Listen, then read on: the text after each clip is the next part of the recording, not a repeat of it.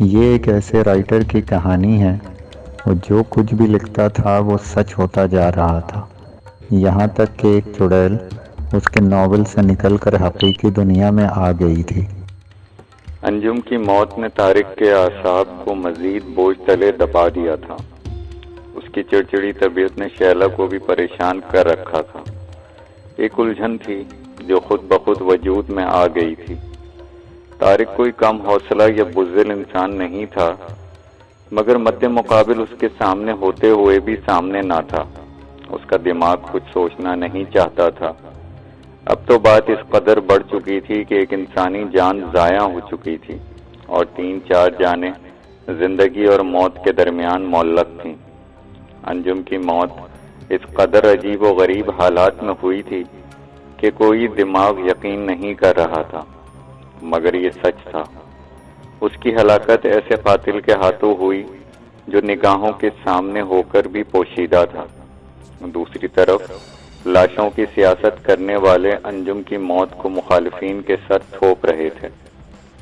طارق کو حالات کسی بھی صورت میں بنتے نظر نہیں آ رہے تھے۔ سوچ رہا تھا کہ شیلا کو سب کچھ سچ سچ بتا دے تاکہ ایک الجھن تو کم ہو۔ وہ یہ بھی جانتا تھا کہ شیلا اس سے کس قدر محبت کرتی ہے، اور یہ سب جان کر اس کی پریشانی اور بھی بڑھ جائے گی۔ لیکن شیلا کی موجودہ کیفیت بھی تو اس کے لیے باعث اذیت تھی۔ شاید ساری صورتحال جان لینے کے بعد وہ کوئی مفید مشورہ ہی دے دے، یا کم از کم اس کی ڈھارس تو بندھائے گی۔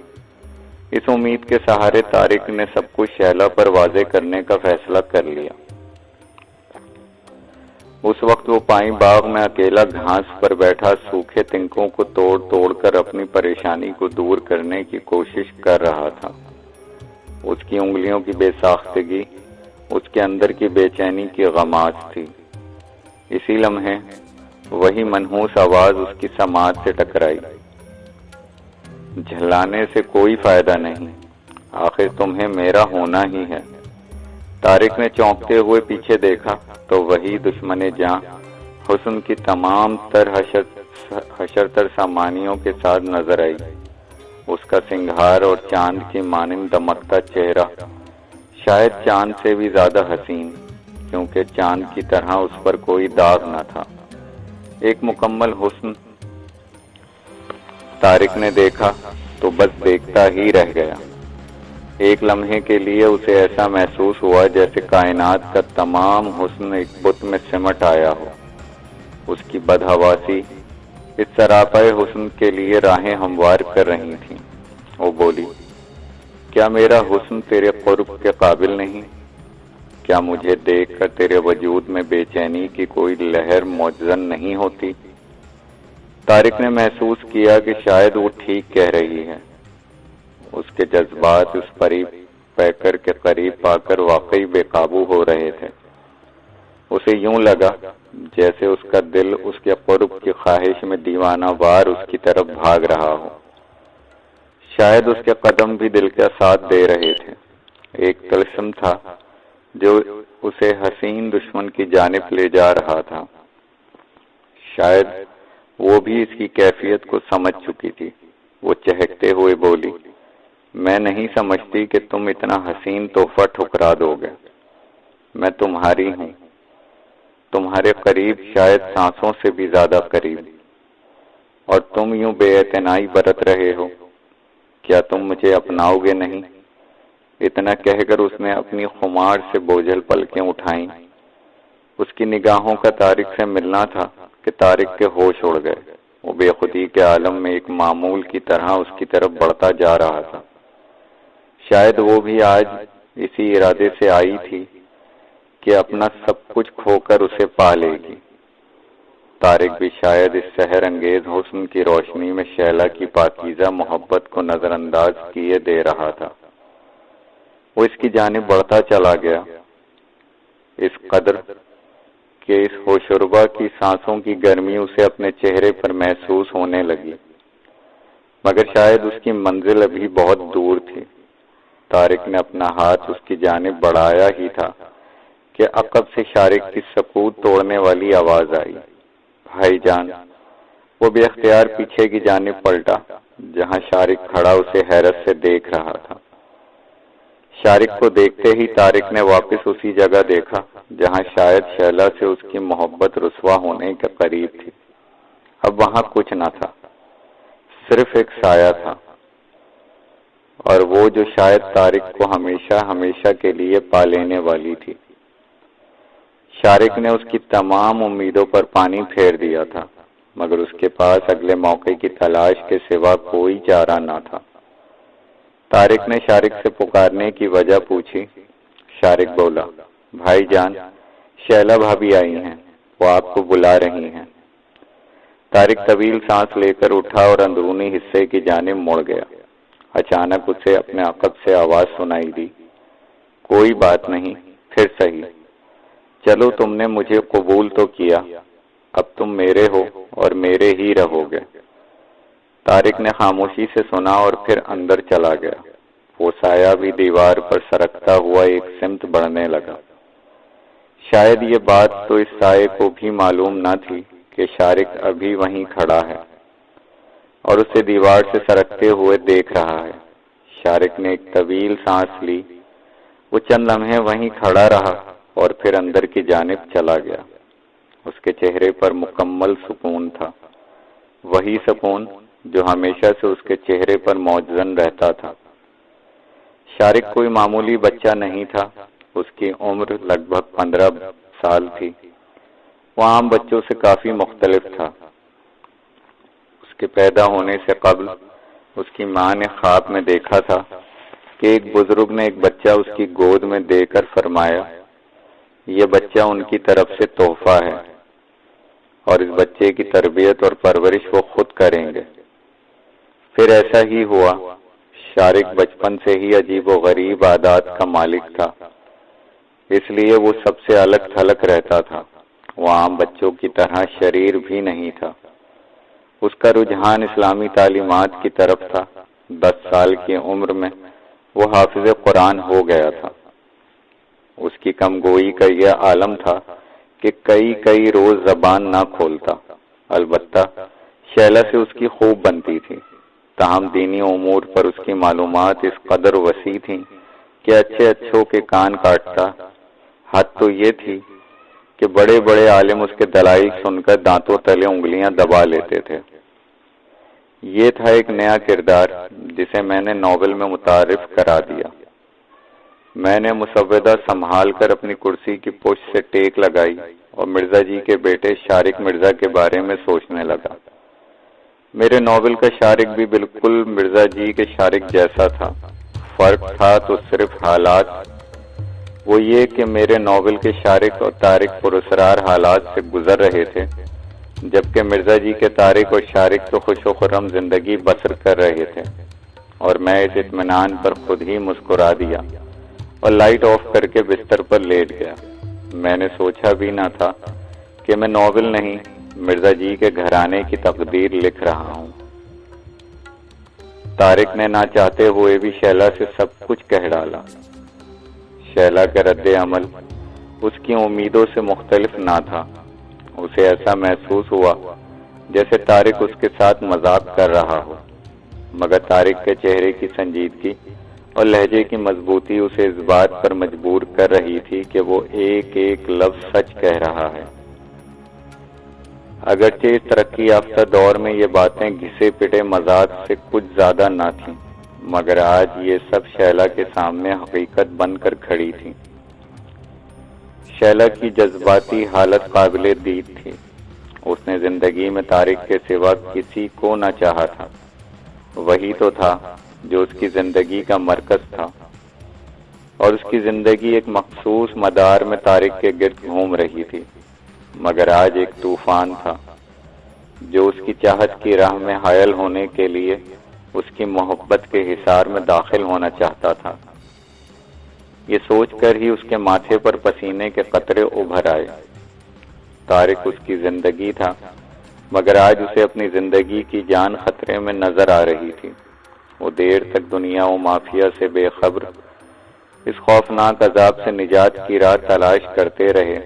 اچانک شیلا کے دماغ کو زوردار جھٹکا لگا اور وہ اچھل پڑی۔ اس کے چہرے سے آیا تھا اس نے نجات کی راہ تلاش کر لی ہے۔ یونیورسٹی میں شیلا اپنی ایک کلاس فیلو نیلم سے بہت زیادہ قریب تھی۔ ایک مرتبہ نیلم نے باتوں باتوں میں اسے بتایا کہ اس کے چچا فرہاد علی سفلی علوم کے ماہر ہیں۔ ایک دو مرتبہ شیلا نے ان سے ملاقات بھی کی تھی۔ شیلا کی معصوم صورت اور دل مو لینے والی عادات نے انہیں اپنا گرویدہ کر لیا۔ شیلا ان سفلی علوم کی قائل نہ تھی، مگر فرہاد علی نے اسے پیشکش کی کہ زندگی میں اگر اسے کوئی ایسا مسئلہ درپیش آئے تو وہ اس سے ضرور رابطہ کرے۔ شاید وہ اسے عملی طور پر یقین دلانا چاہتے تھے، اور آج شیلا کو وہ موقع مل گیا تھا۔ ٹیلی فون کی گھنٹی مسلسل بج رہی تھی۔ فرہاد علی آنکھیں ملتے ہوئے ٹیلی فون کی طرف بڑھے۔ ریسیور کی دوسری جانب ایک نسوانی آواز نے انہیں چونکا دیا۔ ان کی زندگی میں نسوانی آوازوں کا عمل دخل نہ ہونے کے برابر تھا، لیکن یہ آواز ان کے لیے اجنبی نہ تھی۔ ہیلو، مجھے فرہاد علی صاحب سے بات کرنی ہے۔ جی فرمائیے، میں فرہاد علی بول رہا ہوں، فرہاد علی نے باروب آواز میں کہا۔ انکل، کیا آپ نے مجھے پہچانا؟ میں شیلا بول رہی ہوں۔ شیلا نے بے قرار سے بات مکمل کی۔ ہاں، اچھا یاد آیا، تم نیلم کی کلاس فیلو۔ فرہاد علی پرسکون انداز میں بولے۔ کہو، آج انکل کی کیسے یاد آ گئی؟ انکل، یاد ہے ایک مرتبہ آپ نے کہا تھا کہ زندگی میں اگر کوئی مافوق الفطرت بات ہو تو مجھے ضرور بتانا۔ شیلا ایک سانس میں بولتی گئی۔ ہاں، مگر کیا ہوا؟ خدا نہ خواستہ کوئی مصیبت تو نہیں آن پڑی؟ فرہاد علی تشویشناک لہجے میں بولے۔ جی انکل، مصیبت سر پر کھڑی ہے، آپ فوراً آ جائیے۔ یاد ہے آپ نے مجھ سے وعدہ کیا تھا؟ ہاں، مگر کچھ بتاؤ تو صحیح، آخر واقعہ کیا ہے؟ فرہاد علی نے پھر پوچھا۔ بس انکل، آپ فوراً آ جائیے، باقی باتیں یہیں ہوں گی، بس دیر مت کریں، ہمارے پاس وقت نہیں ہے۔ شیلا نے رندی ہوئی آواز میں کہا۔ اچھا سنو، تم حوصلہ رکھو، میں ابھی نصف گھنٹے میں پہنچتا ہوں۔ شیلا نے ریسیور رکھ دیا۔ اگلے 30 منٹ اسے 30 سالوں پر محیط نظر آ رہے تھے۔ طارق خود بے چین تھا یہ جاننے کے لیے کہ آخر شیلا نے کیا راہ نکالی ہے، مگر اس میں حوصلہ نہ تھا کہ شیلا سے کچھ پوچھ سکے۔ شیلا اور طارق مرکزی دروازے کے سامنے کرسیوں پر بیٹھے بے چینی سے پہلو بدل رہے تھے۔ ان کے کان دروازے کی سمت لگے ہوئے تھے۔ اچانک دروازے پر دستک محسوس ہوئی۔ طارق اور شیلا تقریباً بھاگتے ہوئے دروازے تک پہنچے اور کھولتے ہی شیلا کے چہرے پر اطمینان کی لہر دوڑ گئی۔ آنے والے فرہاد علی تھے۔ شیلا اور طارق گزشتہ 15 روز سے ہونے والے حالات پر تفصیلی غور کر رہے تھے۔ اچانک فرہاد علی بولے۔ بچوں، میں نے اگرچہ یہ سب شیطانی علوم چھوڑ دیے ہیں اور ہر روز اللہ سے اپنی غلط کاریوں پر گڑ گڑا کر معافی مانگتا ہوں، لیکن آپ لوگوں کو اس مصیبت سے نجات دلانے کے لیے آخری بار اس علم کا استعمال کروں گا۔ شاید اللہ مجھے آپ لوگوں کی مدد کے طفیل معاف کر دے۔ بس تم ایک رات صبر کر لو، کل شام سے پہلے میں تمہارے پاس موجود ہوں گا۔ طارق اس بلا کی قوت کو دیکھ چکا تھا۔ وہ یہ بھی جانتا تھا کہ فرہاد علی اسے بس میں نہیں کر پائیں گے، لیکن شیلا کے چہرے پر جھلکتا ہوا اطمینان اسے مایوسی کے اندھیرے سے نکال کر سر توڑ کوشش کر رہا تھا۔ دونوں اپنی اپنی خوابگاہوں میں اگلے دن ہونے والے واقعات پر غور کر رہے تھے۔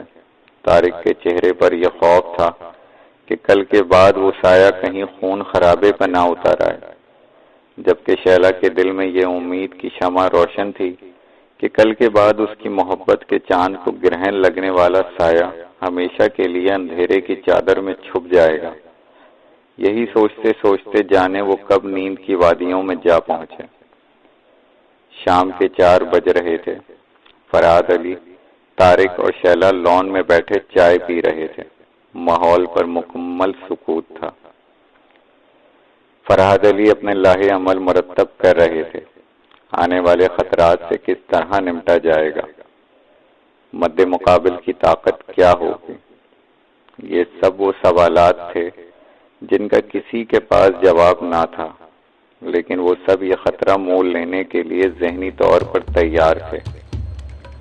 فرحاد علی نے پورے گھر کا جائزہ لیا اور گھر کا وہ کمرہ جو طارق کی خوابگاہ سے منسلک تھا اپنے عمل کے لیے پسند کیا۔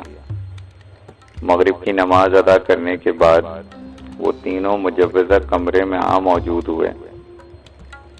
فرحاد علی نے طارق اور شہلا کو کمرے کے کونے میں بیٹھنے کا مشورہ دیا اور پھر عجیب و غریب رات کی پتلی سی لکیر ان کے گرد کھینچ دی۔ اس کے ساتھ دونوں کو اس بات سے آگاہ بھی کر دیا کہ حالات کچھ بھی ہوں اس حصار سے باہر نہ نکلیں۔ اس کے بعد فرحاد علی نے کمرے کے مرکز میں اسی راگ سے ایک دائرہ کھینچا اور کچھ ضروری سامان اس دائرے میں رکھ کر خود دوزانو ہو کر بیٹھ گئے۔ طارق نے ان کی ہدایت کے مطابق کمرے میں پہلے ہی ایک شمع روشن کر دی تھی۔ کمرے کے گہرے اندھیرے میں موم بتی کی روشنی میں عجیب و غریب سائے تخلیق ہو رہے تھے۔